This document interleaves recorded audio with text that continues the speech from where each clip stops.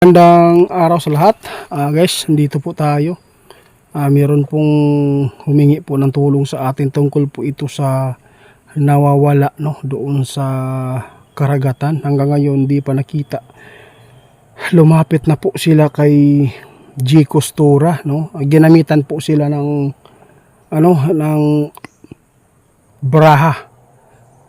Meron lang po silang gustong gusto nilang malinawan kung yung ginamit po ni G. Costura, kasi po may pagdududa po sila, yung braha ay gawa-gawa lang po daw. Kaya nagchat po sa atin, guys, no, yung mga pamilya na nawawala daw, yung pamilya po nila doon sa karagatan. Hanggang ngayon hindi pa nakita at wala pong nakita yung mga rescuer po doon sa karagatan na mayroong mga katawan. Kaya gusto po niyang magpatulong dito kung totoo po ba yung baraha. Kaya sinabi ko na po, no, nung ako ay pumunta dito, na yung mga baraha na ginagamit, once nagawa po ng tao, wala po yan katuturan, no? Kasi yung paghuhula ay nasa sa mata mo at sa kaisipan mo kung ano po yung hinaharap. Kaya ito po yung maitulong ko, no. Gusto kong malinawan po kayo para po ay mapakinggan mo sana ito, ma'am, no, sir, yung itinatanong po nyo sa amin dito sa kaibigan po naming 20. Kasi po ilang buwan na hindi pa nahanap, hindi pa nakita yung mga pamilya po ninyo po doon na nawawala po doon sa karagatan. Kaya gusto nyo malaman kung totoo po ba yung hula ni G. Costura. Tay, magandang umaga po. Siyuto. Tay? Siyuto? Si tatay nandito. Tay, pasensya ka na, tay, ha? Ikaw yung naabutan ko. Oo, salamat po sa pag-intindi. Sabi po ni tatay, guys, okay lang po yun na ako po yung naabutan nyo, kasi po si kaibigan po na Siyuto wala po dito. Merong pinumpuntahan po sila kaibigan natin na Pichay. Tay, meron po ako itatanong.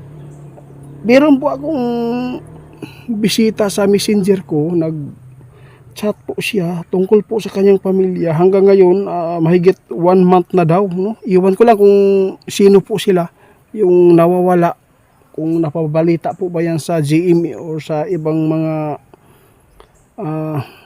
sa TV. Gusto kong malaman din nila kung yung hinulaan po ni G. Costura na baraha, kung totoo po ba. At saka sabi po ni G. Costura ay kapag yung makita po niya na sign doon sa baraha, ibig sabihin niyan masama po na yung pangyayari. Kaya nandito po ako, tay. Ano po ba yung katotohanan po sa ginawa po ni G. Costura? Totoo po ba yung baraha na ginamit niya ngayon?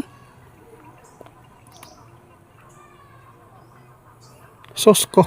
Guys, sabi po ni tatay, huwag po kayong maniwala sa baraha. Kasi po yung nabunutan po ninyo na baraha, ibig sabihin yan ay meron na po siyang pwedeng ipaabot sa inyo kung ano man yung nahawakan po nyo, napili na baraha. Kaya huwag kayong maniwala. Tay, alam mo ba, tay, kung anong nangyari po sa pamilya po nila? Sige lang, sige, okay lang po yan, tay. Guys, sabi po ni tatay, kasi pag dagat, no, mahirap po, no, makita po niya yung pangyayari doon. Kasi po yung dagat, simbolo ni po yung asin doon. Mahirap po daw makita. Kaya sabi ni tatay, maghintay lang po kayo, no? Subukan po niya na gamitin po ang kanilang kapangyarihan para po makita po niya yung mga tao na wala doon sa karagatan. Kasi wala po nakita mga rescuer, tay. Kasi umaasa po sila doon kay G. Costura, pumunta po sila doon. Kasi sabi po nila, kung gusto nila magtanong kung totoo po ba talaga yung tawag ba dito, yung baraha na ginamit. Kasi guys, kung baraha ginamit ng tao, kung gawa po ng tao, wala, guys, wala. Tsamba-tsamba lang yan. Yung mga baraha na kinuha niya, nasa kanya po, meron na po yung mga simbolo. Kung ano man yung makukuha po ng tao, meron na mga simbolo yan na na maibigay po at maipaabot po sa tao na nagpapahula sa kanila. Kaya yung manghula, guys, maraming manghula dito sa amin, guys. Sa totoo lang, guys, meron legit po ito, no? Kasi meron pong ninakawan ng baboy. I-share ko lang, ha? Merong ninakawan ng baboy, tapos humingi siya kung sino man yung makakahula. Alam mo ba guys, anong nangyari? Nahulaan. Sabi po niya, ito yung buyer na to, puntahan mo. Kilala ko yung tao na to, na sinong kumuha. Puntahan mo yung buyer. Puntahan mo itong buyer na to, doon niya ibibinta. Pinuntahan guys. Alam mo ba anong nangyari? Hindi pa nakarating po yung magnanakaw, no? Naabangan na po niya yung magnanakaw doon sa buyer. Kitang-kita guys. Lantadan talaga, no? Kaya mayroong mga manghula talaga guys na nagkatotoo. Meron din, kahit po totoo yung hula mo, ang hula ka, meron din pong mga hula na hindi po ninyo matutugunan, kasi ang Diyos lang po talaga yung makapangyarihan. Ngayon, hinulaan mo yan. Kung ayaw ng Diyos na yun po ang mangyayari, wala. Di ba? Kaya, lahat po tayo dito, walang perpekto, kahit manghuhula ka man. Kaya yung mga duwindi lang nagpapaabot, basta gawa po ng tao, wala. Kung marami po nagtatanong sa atin guys, kasi yung mga pangontra daw, kung mayroon, bawal po ba yan dalhin daw sa mga simenteryo at saka sa itawid sa dagat kasi mawawala po daw ng bisa. Ito lang masabi ko, ha. Marami nagtatanong sa akin guys.